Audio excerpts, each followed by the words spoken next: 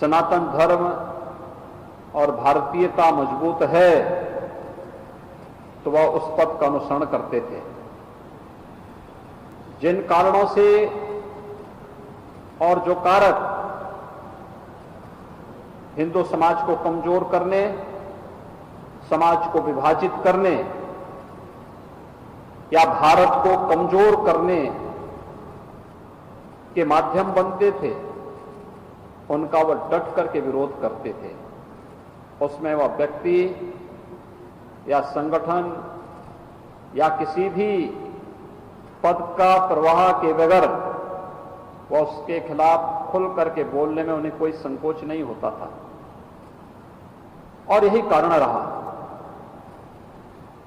कि गोरक्षपीठ में अपने गुरु परंपरा का निर्वाह करते हुए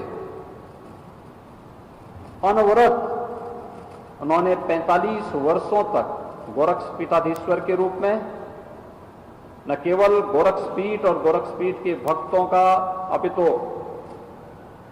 सनातन हिंदू धर्म के मूल्यों और आदर्शों को न केवल अंगीकार करते हुए एक नेतृत्व दिया, अपितु संकट के समय में एक योग्य मार्गदर्शन देने का कार्य भी किया। गोरक्षपीठ एक धार्मिक पीठ है। धार्मिक पीठ का मतलब केवल पूजा पाठ नहीं होना है।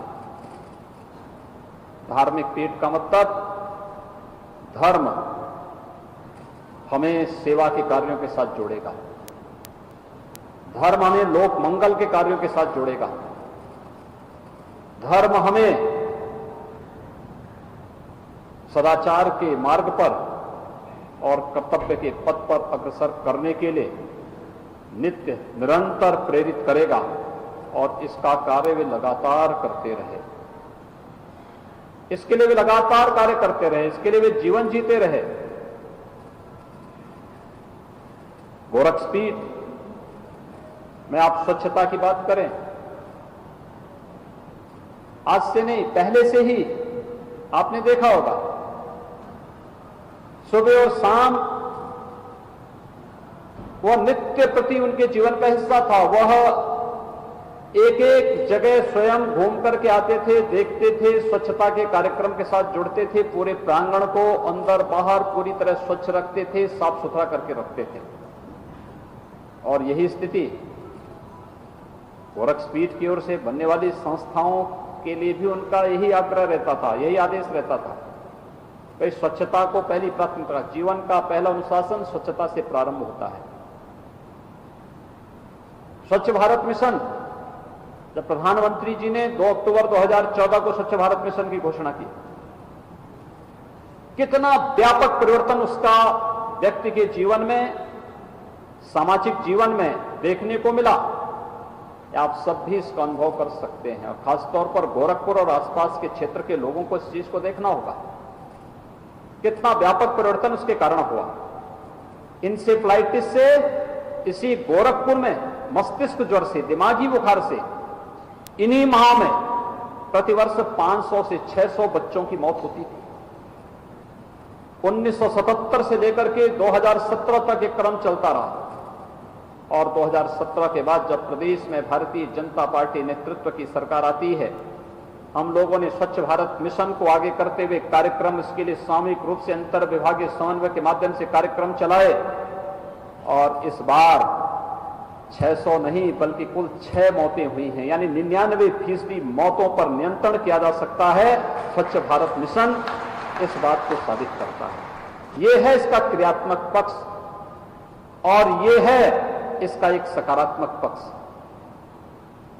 अक्सर होता है कि व्यक्ति का एक स्वभाव होता है, वो नकारात्मकता को ज्यादा महसूस करता है, नकारात्मकता की उसकी दृष्टि ज्यादा जाती है। अगर वह अपनी उसी दृष्टि को सकारात्मक कार्यों की ओर लगा दे तो उसकी ऊर्जा लोकोपयोगी हो जाएगी, कल्याणकारी हो जाएगी। वे अक्सर इस बारे में कहते थे, अगर कोई व्यक्ति बीमार होता था तो वे उसे ये नहीं कहते थे कि अब तुम बहुत कमजोर हो गए हो, वो ये नहीं कहते थे कि तुम्हारी बीमारी ने तुम्हें तोड़ दिया है। और जाके उसको एक बार मुझे उनके सानिध्य में एक हॉस्पिटल में एक सज्जन को देखने के लिए हम लोग गए, तो